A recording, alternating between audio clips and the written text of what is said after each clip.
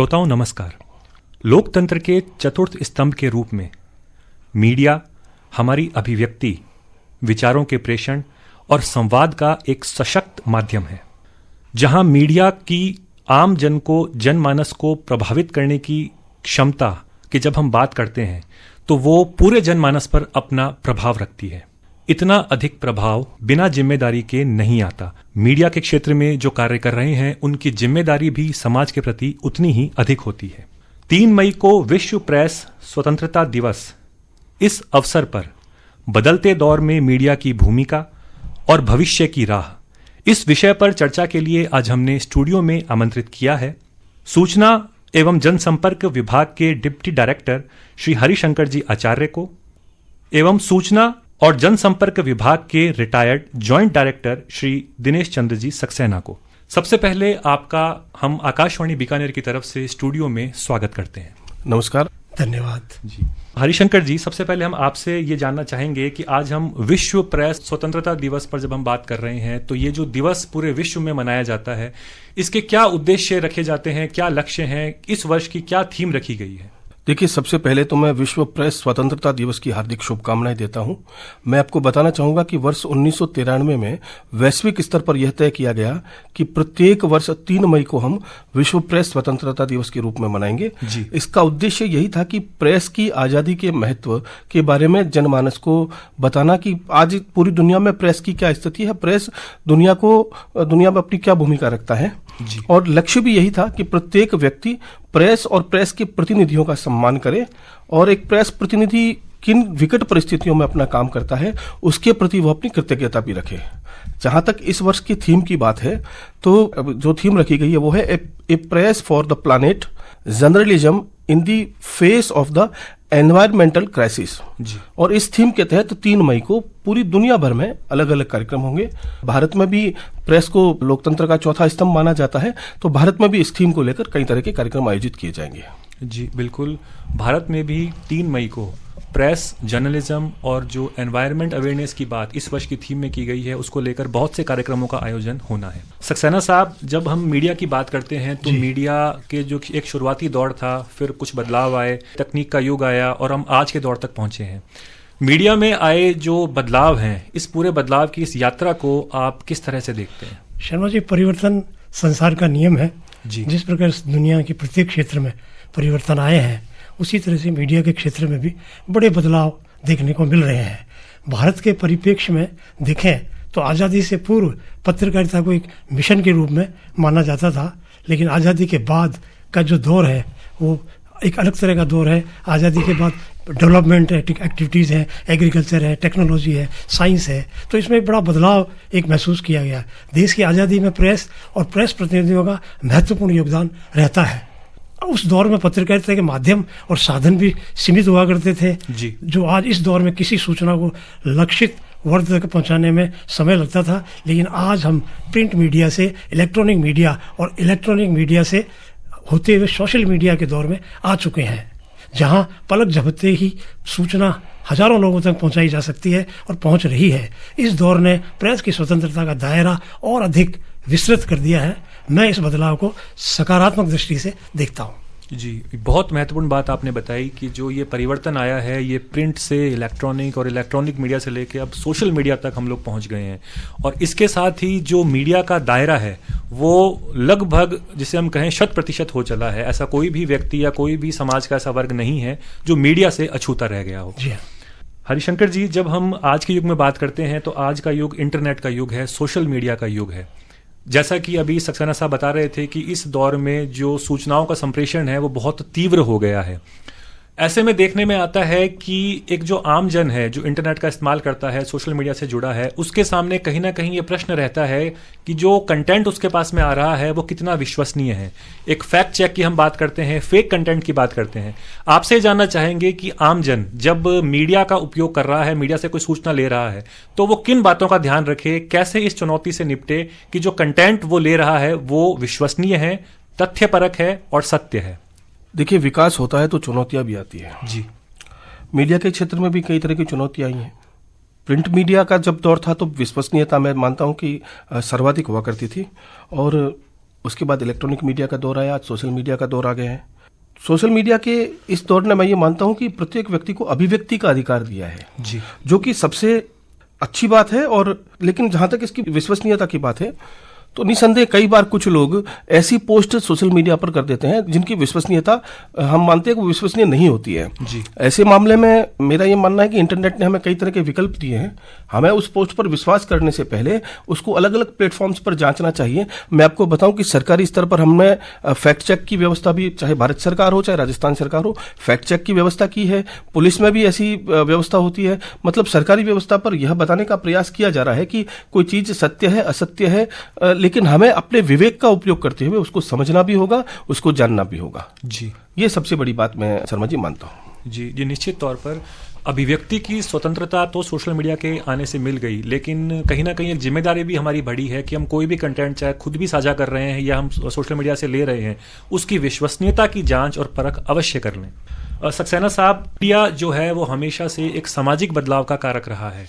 Media का दायरा, media का प्रभाव संपूर्ण समाज पर पड़ता है, चाहे शिक्षा का क्षेत्र हो, स्वास्थ्य हो, खेल हो, पर्यावरण हो, विज्ञान हो, ऐसा कोई भी क्षेत्र समाज का नहीं है जो मीडिया से अछूता है। ऐसे में मीडिया, वर्तमान जो मीडिया है वो समाज को किस तरह से एक नई दिशा दे रहा है, आप इस विषय को किस तरह से देखते हैं? निसंदेह मीडिया सामाजिक बदलाव का एक प्रमुख कारक रहा है। ये हम आज़ादी से पूर्व और उसके बाद के दौर को अगर देखें, मीडिया के रोल को अगर अहम उसका जो उसने अदा किया है वो बहुत ही एक महत्वपूर्ण रोल, हमेशा एक सामाजिक बदलाव को लेकर के ही वो आगे बढ़ा है।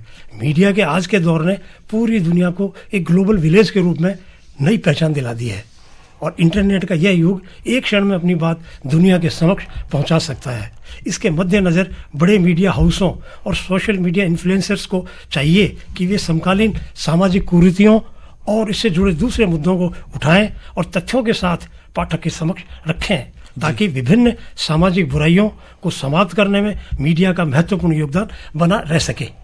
जी, ये निश्चित तौर पर बहुत महत्वपूर्ण बात आपने बताई कि जो मीडिया है वो अब एक क्षेत्रीय मीडिया ना रहकर ग्लोबल हो चला है। जो सामाजिक बदलाव हैं उस पर भी कहीं ना कहीं वैश्विक प्रभाव हमें देखने को मिलता है। ऐसे में हमारा समाज एक वैश्विक सकारात्मकता को ले पाए, इस दिशा में मीडिया का एक महत्वपूर्ण योगदान है। जी। हरिशंकर जी, आज जब हम मीडिया की बात करते हैं तो एक मीडिया एथिक्स, इस बारे में हम अक्सर चर्चाओं में सुनते हैं। आदर्शों की बात की जाती है, नैतिकता की, मूल्यों की बात, ये मीडिया के क्षेत्र में बहुत अधिक की जाती है।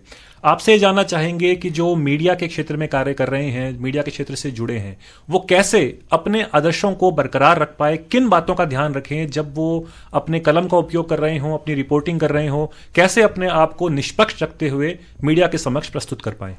देखिए, मैंने पहले भी आपको बताया था कि मीडिया को लोकतंत्र का चौथा स्तंभ माना जाता है जी। इस नाते मीडिया की जो जिम्मेदारी है वो बहुत महत्वपूर्ण है। देश की एकता, अखंडता, आपसी सद्भाव बनाए रखने का जो बड़ा काम करते हैं वो मीडिया प्लेटफॉर्म्स के लोग ही कर सकते हैं। ऐसे में मीडिया के किसी भी प्रतिनिधि को अपनी कलम चलाने से पहले मीडिया एथिक्स का पूरा ध्यान रखने की जरूरत होती है। मीडिया के क्षेत्र में काम करने वाले लोगों को चाहिए कि वो ऐसी कोई भी टिप्पणी नहीं करे, अपनी कलम ऐसी नहीं चलाए जिससे सबसे पहले तो देश की अखंडता प्रभावित हो, दूसरा आपसी सामंजस्य जो है वो कहीं बिगड़े या कहीं ऊंच नीच की बात आए। संविधान ने हमें जो प्रत्येक व्यक्ति को जो बराबरी का अधिकार दिया है, उन अधिकारों की पालना करते हुए, उनकी पूर्ति करते हुए हम प्रत्येक व्यक्ति को उन अधिकारों का को पहुंचा सके, यह एक मीडिया प्रतिनिधि की मैं मानता हूं कि सबसे बड़ी जिम्मेदारी होती है। और जो मीडिया प्रतिनिधि ऐसा काम करता है वह मीडिया के इथिक्स में भी पूर्णतया उनकी पालना करता है। जी, निश्चित तौर पर अभिव्यक्ति की स्वतंत्रता की बात और संवैधानिक अधिकार की बात आपने की, ये बहुत ही महत्वपूर्ण है कि जब हम अपने अधिकारों का प्रयोग करते हैं तो हमें कर्तव्यों के प्रति भी सजगता रखनी होती है। जब हम अभिव्यक्ति की बात करते हैं तो अभिव्यक्ति में स्वतंत्रता कहीं किसी और की सीमाओं के उल्लंघन का कारण ना बन जाए, ये ध्यान विशेष तौर पर मीडिया कर्मी को रखना चाहिए। सक्सेना साहब, हम पत्रकारिता के दौर की बात करते हैं तो पत्रकारिता भी पुराने दौर से अब तक के समय में काफ़ी इसका स्वरूप बदल चुका है। जहां पहले प्रिंटेड मटेरियल अलग तरह से आया करता था, अब ये सारा मटेरियल ऑनलाइन शिफ्ट हो गया है। वेबसाइट्स हैं, ब्लॉग्स हैं, डिजिटल प्लेटफॉर्म्स हैं, बहुत सारी ऐसी तकनीकें हैं जिन्होंने पत्रकारिता के पूरे स्वरूप को बदल दिया है। आप इस बदलाव को समाज के विकास की दृष्टि से किस तरह से देखते हैं?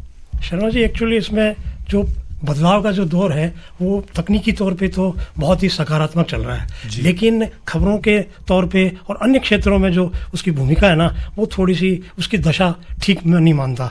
निसंदेह पत्रकारिता की बदलती दिशा चिंताजनक है। सबसे पहले खबर ब्रेक करने की होड़ में कहीं ना कहीं मीडिया के एथिक्स पीछे छूट रहे हैं।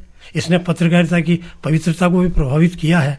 इससे पत्रकारिता का जज्बा प्रभावित हुआ है, इसमें कोई दो राय नहीं है। इसे समझने और पत्रकारिता में अनावश्यक दखलंदाजी को खत्म करने की जरूरत है और इसके लिए पत्रकारों को ही अपने स्तर पे इसको मजबूती प्रदान करने के लिए आगे आना होगा। पत्रकार और जो मीडिया से जुड़े लोग हैं उनको स्वयं को इस बदलाव को सकारात्मक दृष्टि की ओर ले जाने के लिए प्रयास यहाँ से करने होंगे। हरिशंकर जी, अब हम जब मीडिया की बात करते हैं तो लोक प्रसारण की भूमिका आज़ादी के समय से ही बहुत महत्वपूर्ण रही है। लोक प्रसार का एक आम जन में मानस पटल पर एक अलग प्रभाव है। आप इस बदलते युग में लोक प्रसारक की भूमिका को किस तरह से देखते हैं? देखिए, जैसा आपने बताया कि आज़ादी के समय से ही लोक प्रसारक जो माध्यम है उनकी भूमिका रही है, तो वर्तमान दौर में हम देश के परिप्रेक्ष्य से देखें तो रेडियो और टेलीविजन दो महत्वपूर्ण साधन हैं जिनको हम लोक प्रसारण के माध्यम मान सकते हैं। आज टेलीविजन की पहुंच भी प्रत्येक गांव-गांव में है और जो ग्रामीणों को या शहरवासियों को शिक्षित करने का जो काम है वो इन दोनों ही माध्यमों से बहुत ही बेहतरीन तरीके से किया जा रहा है।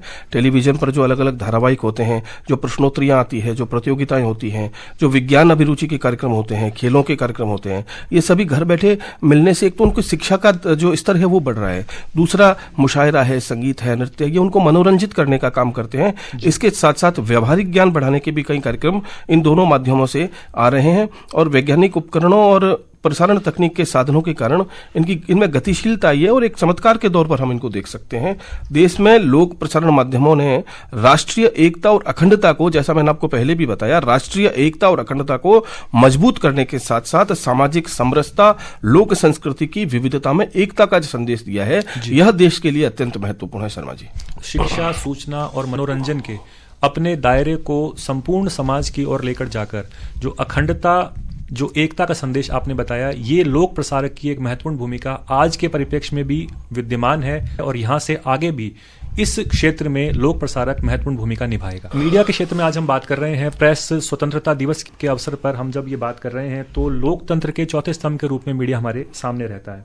मीडिया को लोकतंत्र का एक सजग प्रहरी भी मान सकते हैं क्योंकि समाज की गतिविधियों का ही एक झलक दर्पण मीडिया में रहता है। आप बदलते युग में और यहाँ से मीडिया के भविष्य की राह समाज के विकास के संदर्भ में, समाज के उत्थान के संदर्भ में किस तरह से देखते हैं? मनुष्य कौतूहल वृद्धि के कारण संसार में नित्य घटने वाली नवीन घटनाओं से परिचित होना चाहता है। शर्मा जी, ये एक हमारी अभिवृत्ति होती है आदमी की कि वो नई नई बातों से जानकारी लेना चाहता है, उनको उनकी पूरी जानकारी चाहता है वो। कुछ लोग व्यवसाय, रोजगार संबंधी और कुछ राजनीतिक, सामाजिक व अन्य बातों की जानकारी प्राप्त करने के लिए उत्सुक रहते हैं। इसका मुख्य माध्यम मीडिया है। आज समाचार पत्र शासन और जनता के बीच एक दुभाषिए का काम करते हैं और अभिव्यक्ति के महान अस्त्र माने जाते हैं। मीडिया में विज्ञान से व्यावसायिक उन्नति, बेरोजगारों को रोजगार परक सूचनाएं प्रकाशित होती हैं, संपत्ति क्रय विक्रय, चिकित्सा, विविध सेवा योजनाओं की जानकारी पत्र पत्रिकाओं के माध्यम से ही प्राप्त होती है। दैनिक समाज और साप्ताहिक और पाक्षिक प्रकाशनों से धार्मिक साहित्य, गृह उपयोग संबंधी जानकारी भी लोगों को मिलती है। भारतीय लोकतंत्र में राष्ट्रीय चेतना और राजनीतिक समाज का प्रसार करने में पत्र पत्रिकाओं की भूमिका महत्वपूर्ण रही है। समाचार पत्रों से अनेक लाभ हैं, वहीं इसे कुछ हानियां भी हैं।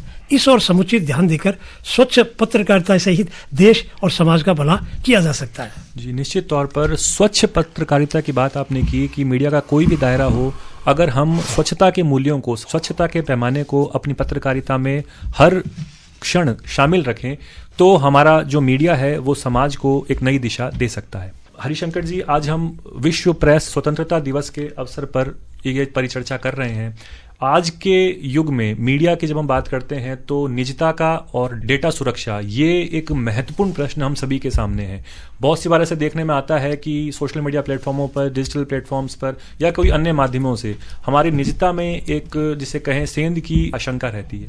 ऐसे में आप क्या कहना चाहेंगे एक आमजन को कि किस तरह से अपने आप को सुरक्षित रखते हुए मीडिया प्लेटफॉर्मों का वो उपयोग करें? देखिए, डिजिटल मीडिया ने निसंदेह दुनिया को नए आयाम दिए हैं लेकिन इसके साथ साथ जैसा आपने बताया, प्राइवेसी एक बहुत ही महत्वपूर्ण विषय बनकर उभरा है।